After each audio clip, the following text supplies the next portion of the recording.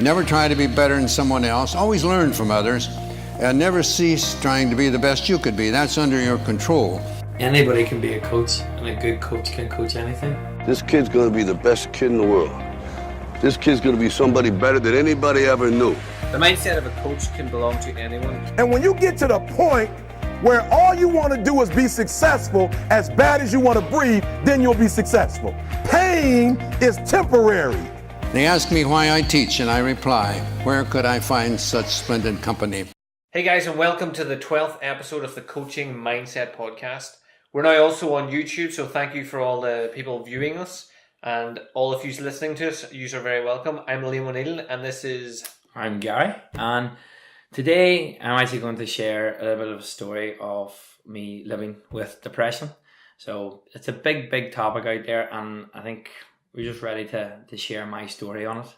Yeah, we were talking just before we started that you think now is, because it's so big in media and it's just everywhere at the minute, so now it's time for you to sort of show that it can affect everyone, I think was what we were trying to get across, wasn't it? Yeah, look, I think I suppose, been living with depression for about, it was the last 3 years or so, really. It's affected a lot with me. It's affected between my work, relationships, family, sport, everything that I loved and love to do. So, but I think the reason I kind of want to share my story, get this across, is the fact that if this helps somebody, anybody, any one person even at all, or a group of people to come forward or be more aware or conscious or anything, like it's not a cry for attention. Yeah. You know, anything like that. That's what we do, and we want to inspire and help people. Yeah. I think this is just another approach. I think it's good, so people will know, especially from listening to the other podcasts, they'll know you as an entrepreneur and someone that runs a business and has a good idea of what they're doing and has staff and clients and everything. So it's just good to know that you can come out of wherever you were, and you can do basically whatever you want, which is what you're doing now, which we talk about all the time. So I think a good starting point would be just the start. So to start, how did you notice, or did someone else notice, or what? How did you know? I think, well, I was always that bubbly character. I think previously, without me even realizing, I kind of went through an episode years back when I was living up in Korea, and I was just having a few personal issues and everything was going on, but I was just really down. Like, I couldn't concentrate on work. I got really anxious about simple things, about text messages or waiting on stuff, or starting to think about. I was just wasn't me, you know. I think that's when it first, but I didn't really know it back then. And what I did have some really good friends at the time. We just used to just say, right, come on, let's go. We're going for a walk, or he would just say, like, we'll go, and just literally someone to talk to. And eventually I kind of worked through that, and the few issues I was having, they got resolved. But without me looking back at it now, I didn't really know what I had then. I suppose another episode that I had was a few years ago, and it was a slow build up of between, you know, work, what I was doing, being in relationships, you know, family. I was putting a lot of pressure on myself, but it slowly built. Yeah. And I could just see myself changing, and I didn't like the person I was becoming, but I felt I was powerless to change it. You know, and that was kind of where it all started. Whenever you say you felt powerless, did you, like, was there a time frame? Like, did it happen? Like, how long did it take for you to notice? Did family and friends notice first, and you were in denial or anything like that, or did it just you catch on one day that you're not doing the things that you didn't love, the football, you didn't love the things that you did love? Yeah. It was a mixture of both. I think at the start it was a lot of blame. I was blaming other people for how I was feeling. You know, it was because of this and because of that, and then I thought, right, if I fix this, I'll feel better. But it wasn't really working. I think myself, I wasn't taking responsibility for it, and I didn't really admit to how I was feeling. You know, I was, I suppose, this happy-go-lucky guy all the time, you know, out partying and out, I'm not talking out drinking or anything, but even especially if there is no drink involved, I'd be there. I'd be the centre of the party, and I enjoy the banter. And I think I always had a stigma too, if I'm honest, with people with depression. It's like, they're not depressed, they're just lazy, or they're just. So then for me to kind of come to terms with it possibly was the first barrier, and it was probably easier for me to blame somebody else. Whenever you are happy-go-lucky and bubbly too, you're not supposed to have.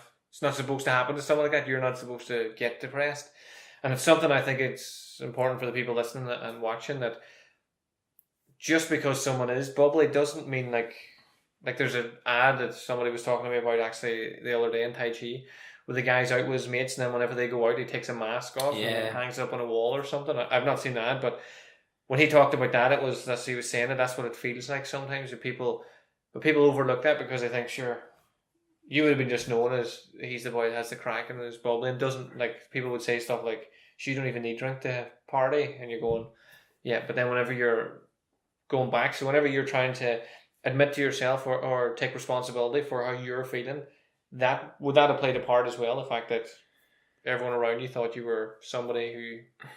It did, and it took me a while, and I actually went through a lot of processes. First of all, talk to people, which was the first step, going across, and maybe even speaking to people that didn't know how to react as well. Might not have been the best thing, could have been the best thing, but looking in hindsight now, because I am sort of coming out with it. You always live with it. That I think this is a good point actually to say. I was telling you, the way I kind of sum it up is like, if you have a really, really bad injury, obviously because I play in sport a lot, that you break your leg or you have a serious back injury, and you can get it fixed, and it will take time, but you'll always find that wee niggle, so it'll always be there. Now you can always still treat that. So say for example it's a really bad leg break and your ankle gives you bother all the time, or you can still treat that through like daily massage or stretching. Even just being aware that has happened. So being aware that you have went through a bout of depression, just being aware, then you can catch it earlier. So like, we'll probably lead on to this later, but we've talked about your morning routine. Yeah. So you having a morning routine, if that routine started to change, you would notice very quick. So you would catch yourself falling back quicker. Yeah, it's those triggers. I'm now finding out what triggers it, and how, not even what triggers it, it's more so how I feel, and I'm starting to feel like that again. So let's get back to things that worked. What is it I do, or slow down, maybe need to take time out, or I write down in my journal, or meditate, following that Headspace app at the minute, and it's really good. I'm enjoying it. A lot of people have talked about it recently to me. It is good. So it's working for me. But I think going back to even the start of my story too, is when I did start, and I think my next step was I approached my GP. So I went and spoke to the doctor, and he recommended to go on medication. And to be honest, the medication didn't work for me at the start. It's because I didn't totally buy into it. I still didn't believe I can't be depressed. I was believing, going, right, there's something wrong with me here. I need to maybe fix it. But then still going, or is it somebody else? I was still in that limbo. So the medication, I kind of came off it. I did go and speak to a counsellor and different things as well. Just to interrupt you, when you said to start speaking to people, initially did you speak to people around you, like family and friends and stuff, before you went to the GP and before you went to people? I suppose I was speaking to a lot of people that it was affecting. So the people in my life at that time that I was having a major effect on, and again, just trying to be open to them. And actually, my biggest issue I probably didn't do back then was I didn't understand the kind of what they were going through, living with me with depression. It was tough on them. But again, because I was blaming them, I didn't really take a back step and kind of go, well, actually that was actually really tough, and I'm really thankful for what they did, at that time. So that's probably one thing that when you reflect back on that, you're aware of that more. But then going back to it, it just kind of went through that cycle, and I went back to that blame and everything, and just stuff started to get worse. Like, it just, like, between work, I had no interest in work. Like, I was coaching at the schools at the time, and literally my mind just did not stop. I think it's good to point out at this point too that you were in a job that you used to love at this moment. Yeah. Like, so a lot of people think that they get depressed and stuff because the job or the environment they're in is shit and they don't like it, so it just leads down a road. They can't get out of a job they're stuck in. But you were actually in something you originally were passionate about. I loved it, and I knew, always felt I could do something more, and that's the step I've taken now, becoming self-employed, and that it was a big step. But mentally and physically, I could have done it, but mentally I couldn't have done it back then. I just wasn't strong enough to do that. I always felt that I was underachieving. I always felt, you could do this, you could do X, you could do Y, you could do Z. You should be a multi-millionaire now at this stage. You need to put more pressure on Did you put that on, or was there other people putting that on, that you should be, like, no, whenever people are at school and the teacher says you could do anything, you're just lazy, or you're not putting in the effort, so it was self-inflicted? It was me. It was self-inflicted. It was just like, I thought I have all this potential, and I suppose people saying, oh, you're good at this and you're good at that, and I said, well, I could actually be doing more. And I think it's the fact that when my business was going really well, I thought, right, I'm doing really well here. But what I didn't realize, the fact is that I wasn't leaving time for myself, for other people to come in. And when people did come into my life, I was finding then I was blaming them maybe for the downfall of my business. Yeah. But of course it was going to downfall because I had literally no more time. Like, I was at full capacity and I thought I was happy, when in essence I wasn't, because I was going to burn out eventually. I wasn't working smart. I was working all the hours I could. I was spending whatever little time I had, but if one thing came up during the week, like, I couldn't go to it.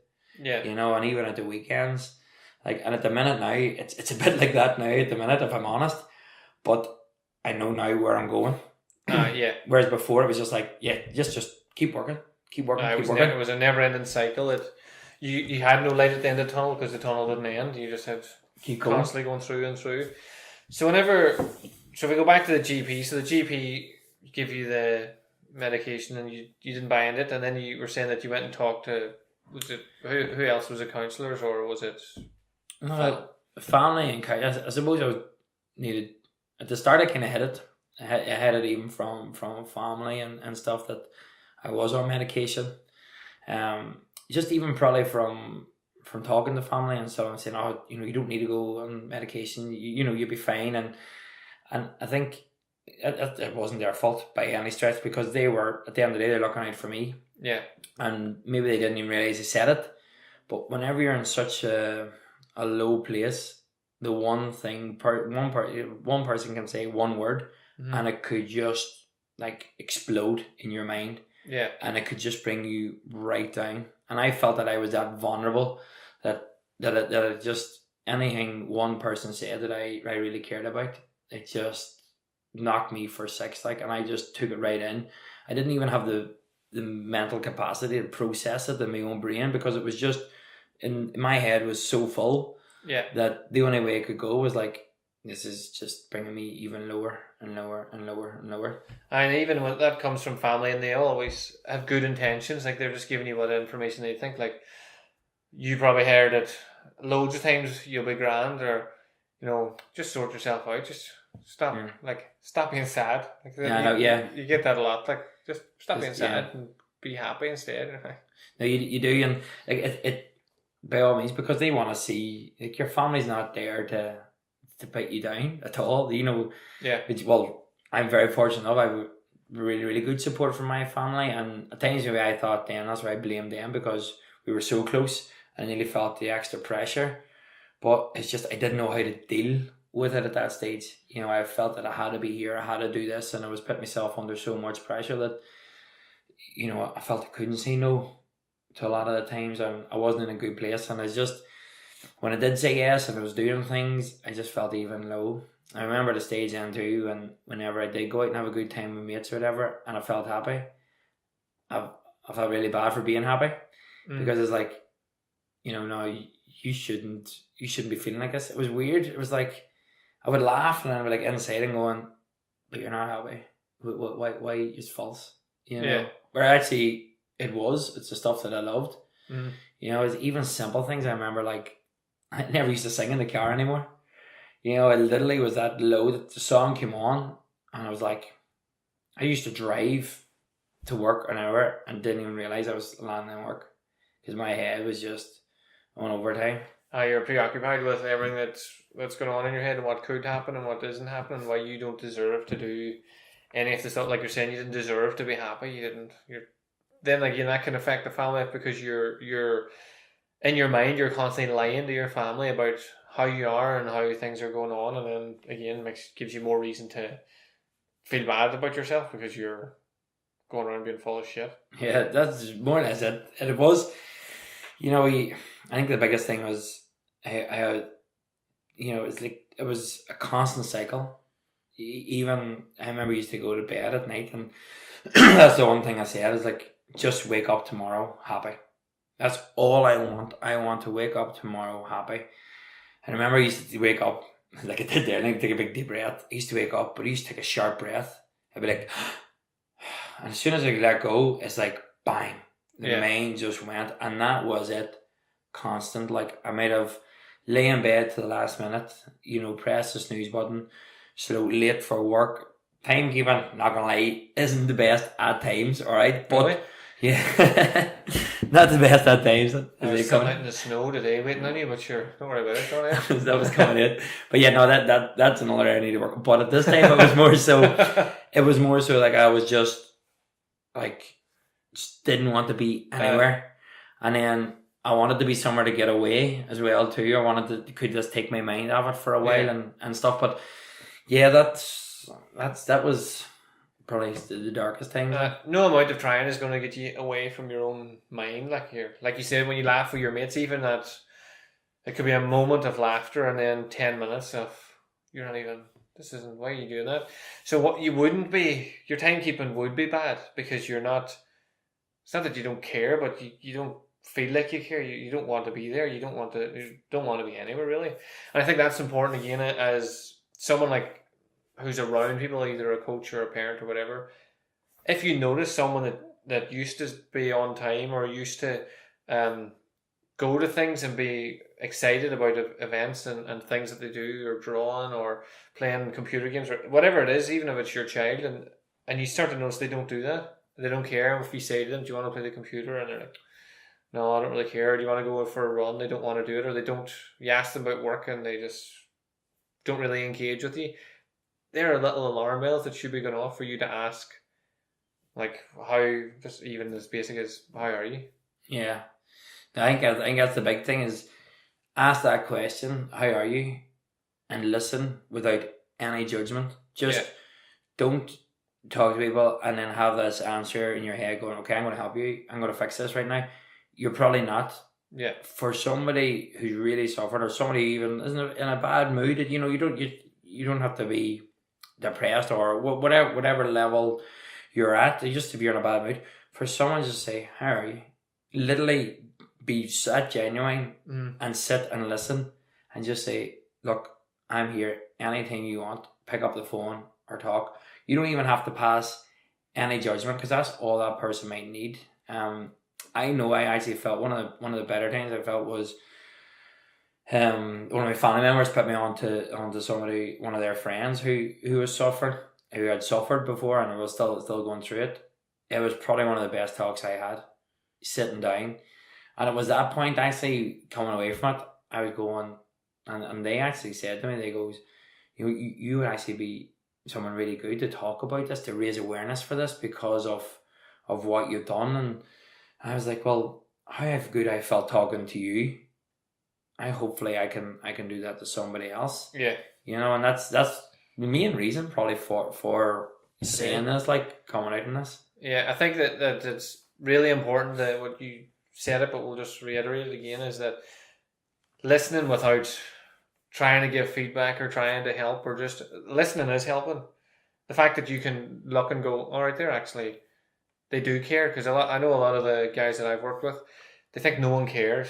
No one cares. Like even when I worked with kids, they'd say things like, I'm sad and no one cares. No one's trying to help me. But the people around them are trying, like their parents, their family are all trying, but they don't know what they're doing.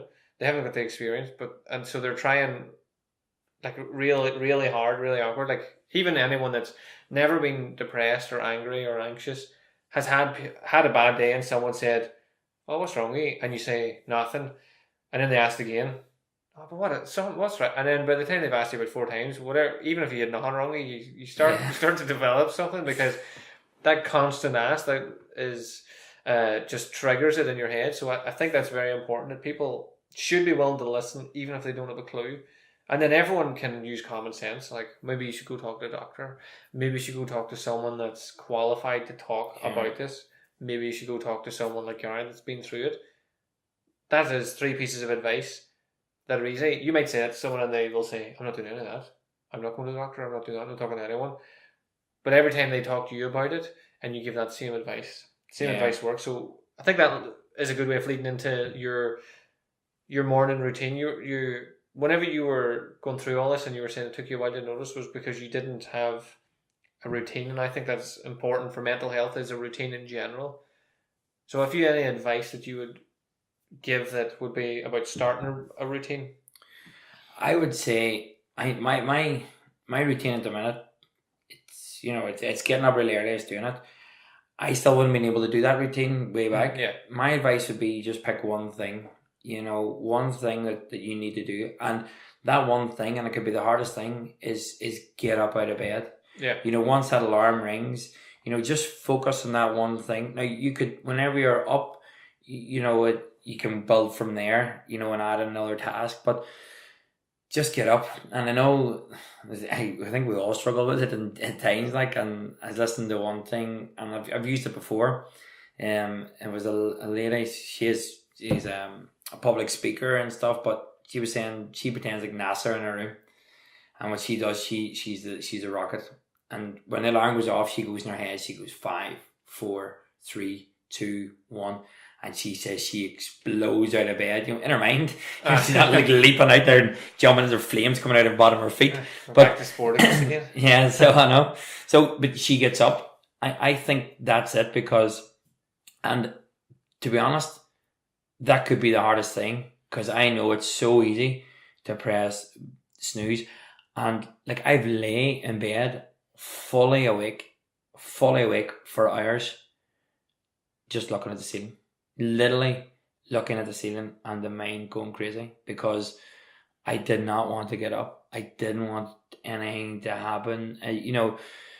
So thankfully I know there are people who are in worse cases as such of different levels of depression. I was never suicidal, but it was a constant battle every single day for a good 2 years. Like, I mean, constantly, and I hit it so often.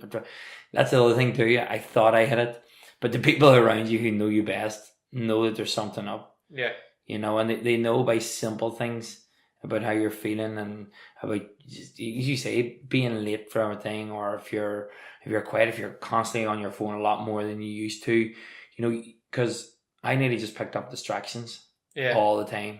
Just picked up different things and tried to do stuff and dropped out, and it was constantly just on. It's about the people around you being aware. Like, when you're talking about being on your phone, like, I've worked with clients and they're on their phone. Like, if I'm chatting with the parent or the friend or whoever, or if it's in a big room and they're on their phone and they're going through their phone, but there's nothing actually on it.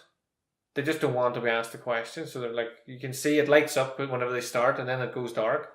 And they haven't even registered that, because their head is just, the wee chattering monkeys are going 100 miles an hour. They haven't even worked out that their phone's locked itself now. They're just pretending to be, but you're so it's the same as you staring looking at the roof. Being aware of people just spacing out or doing weird things, if their sleeping patterns completely changed. Like, I think it's a massive tell for people that with anxiety or depression or anything like that. Their sleeping's never great. And then if they say things like their memory's bad, or they don't remember wee tasks, if you're asked to go to the shop, and then an hour later you're like, "Oh, did you go to the shop?" And they're, "Oh, geez, I didn't even remember," because they're not listening, not out of their own fault. We'll go back to when we talked about anxiety and stuff, but if there's a lot going on in your head, you're not paying attention. But then, like you said, a wee trigger, a wee word can, like that, the statement "should be grand," or like that's just even like just you'll snap out of it. You know what I mean? Like, and you go on, and everybody will tell you, "Look, you'll get through this. You'll get through this." But when you're in such a dark place, you see no light. You know, you see nothing. Now, I can say that I've come through a bit of it. You know, I'm still, I know it's still there. So my thing is, it's that injury, but it's dealing with it. It's like anything, it will take time. Yeah. I'm not saying, you know, for some people it could take a while, for some people it take years, for some people it might never happen. And that's why, you know, some to say you'll snap out of it, because you never actually truly snap out of it. Yeah. It's always present, but it's how can you deal with it? And you didn't just snap into depression. You didn't go from, like as you said, it slowly built. You started to notice you felt down, and then as time went on, you thought, geez, I felt like that a couple of years ago. Yeah. Maybe. So when people tell you to snap out of it, you didn't just snap into it. So it's not a great statement to come out with. Again, that's just people trying to give an advice when they don't know what they're talking about, and they're afraid to. People are afraid to make it worse. They just try to say, "What? Snap out of it." Yeah, I know. And the thing is too, like I felt I was talking at the end of the stage when I was getting a wee bit more comfortable. I was started to talk to good mates then, and broaden it out round my circle of influence. So it's like more and more people that I knew, and it's amazing actually how, especially people, your friends, how supportive they want to be, even though sometimes they may say the wrong things. But I talk to some friends and I go, yeah, I've been going through the same thing, or I have had this, or I've gone through, or I've been living with somebody who's had this.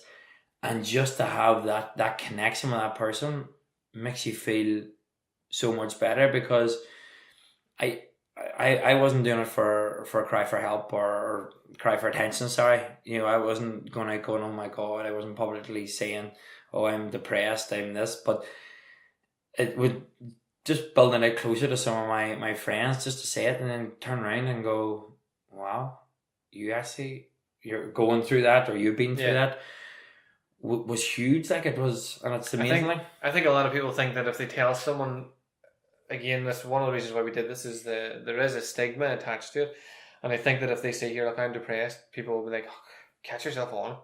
But it's like everything's changed now. It's affected everyone in some way, that they know a family member or a friend or themselves have been through something. So whenever you do go and you eventually say it and you say, look, I think I'm going through this, and you have that response of, well, I have run through it, or I know someone who has, it makes you, I'd imagine it makes you not feel as alone as you were, because you've just been told you're not. It's not like you come into someone that has no idea what depression is and goes, well, sure, what's that mean? Sure, just go play football if you're sad, you enjoy football, do that.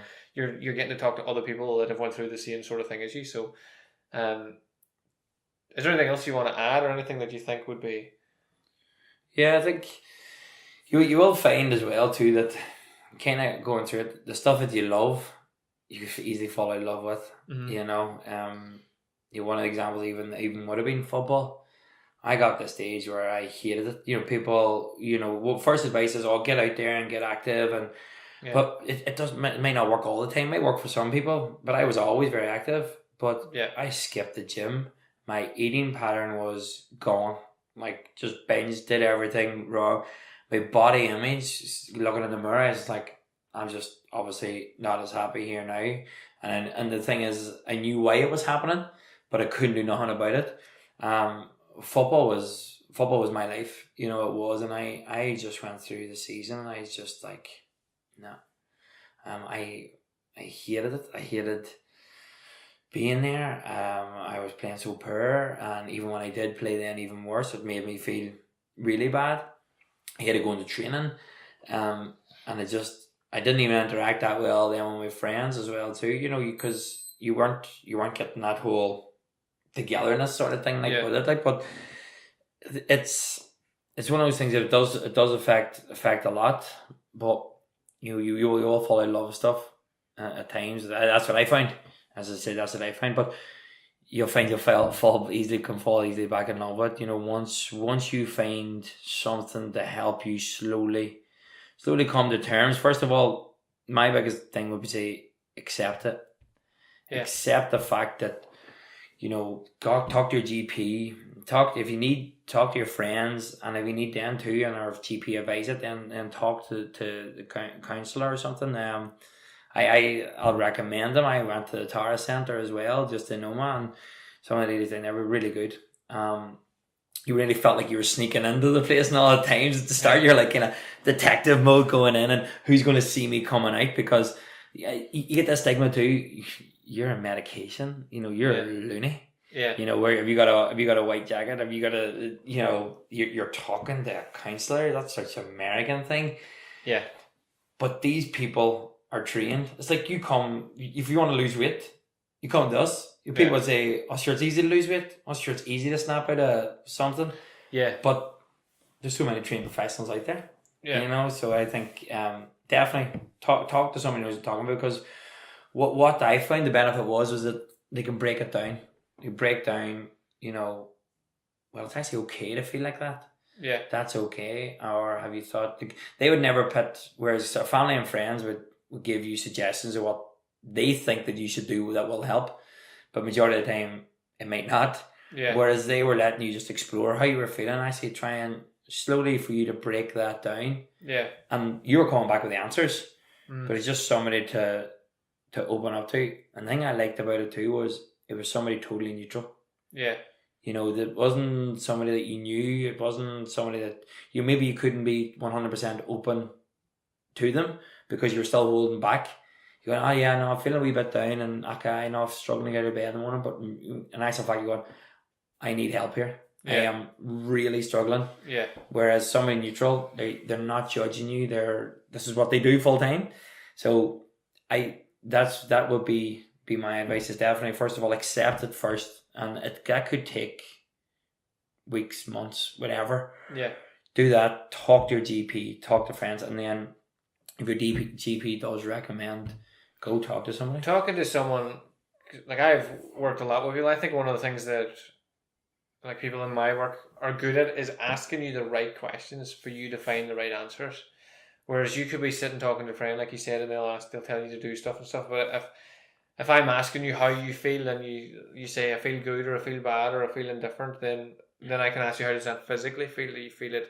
Do you feel heavy hearted? Do you feel it in your head? Do you feel lightheaded, light feet? Do you feel heavy feet? Like, how do you feel whenever you just traipse about?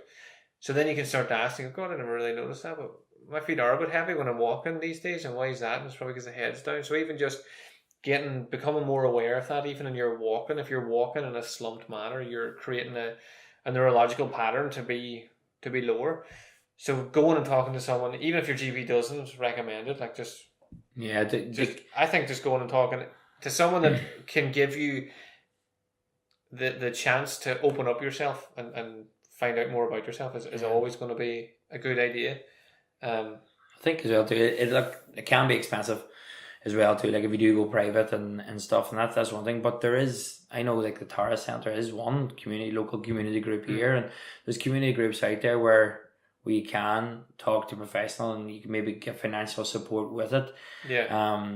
I know that there's the whole thing too about there's so much waiting time and everything, but it's very hard for someone who is feeling down or depressed or anxious to actually constantly keep at that, because one knockback could say, that well, could be the end of it. Yeah. That, hey, I'm not doing that. No way. Whereas if you're in a better state of mind, I'm going to keep pursuing that. Yeah. And everything. So definitely that. And then, as you say, notice the triggers. Notice the small things going. If hopefully you work through it and you come out the other end and you're feeling better, then if you feel yourself going back, and you always talk about this, feel the triggers.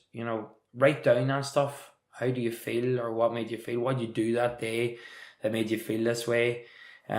We simple things like that, and I think I'm not gonna lie. Like I might have 2 or 3 books up there that I started writing, and I just threw to the side. Yeah. It took me a long time before I'd say, like, I wrote what I was grateful for. 10 things that I was grateful for. Even when I'm feeling low, like it could be, I've got a roof over my head. I've clean clothes. I had a nice meal. Yeah. And I started doing that for a while. It didn't really work for me. It just might work for somebody. Didn't really work for me. Might have did without me even realizing. But then the routine I've got now at the minute, it does help me, because there's days where I do get very down. I do feel myself getting back in that, and I feel writing it down just gets it on paper, and just get some thoughts out of your head onto somewhere. It's like that kind of release. It's you when you're writing them down, you're constantly taking ownership as well, which you were saying at the start, like admitting it. So whenever you're going, right, I need to write this, and then again you're taking ownership straight away instead of, I'll leave it for a couple of days and see how we get on. Do you want to round it off then to make it link back to the whole point of our podcast is being a coach? Everyone can coach. So I think we've touched on it, but just to reiterate is that like everyone can help anyone. If you don't have a clue, then do you have the basic advice? Go to a GP, go to someone that knows what they're doing, like just basic advice. And let people know that you're there, not just in a Facebook post that you've copied and pasted from 30 other people in your thing, like an actual post that I don't get when people copy and paste things. Why don't they just write? Right, I don't know. Write a post that shows that they are making that effort and they're more personal about it. But just letting people know that you're actually definitely. there for it. And I think, if a bit similar like me, and it's scary probably in a way to come out with this, to talk about this as well for a while.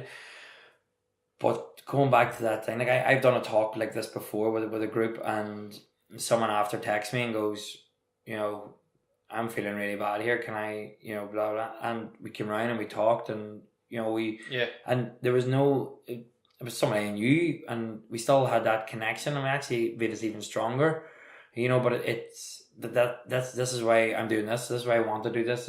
And I think if you have gone through something before and you feel better for it now, and you're in a position where you think you can talk, please do it, because it's not a cry for attention, or it's not a, oh, look at me, poor me, this is what I went through. I don't want that. If people want to think that, I actually don't care. Yeah. It's the people that turn around. If 20 people turn around and go like, what a dick, he's just saying this because he wants people to do X, Y, and Z. But if one person goes, hey, I'm feeling really bad, and I like what you hear and I can relate to it, then those 20 people mean absolutely nothing. Yeah, it's that one person, and that's what our podcast all about, is trying to inspire people. That anybody can be a coach. So if you have went through that, do it. If you are a coach, a parent, if you're working in a school, if you have a team, try and be more, I suppose, mindful of all that stuff about, is this person turning up late all the time? Are they turning up a wee bit more scruffy? Is their performance gone from like way up to way down? Be that in their schoolwork, be that on the pitch. Just that simple thing.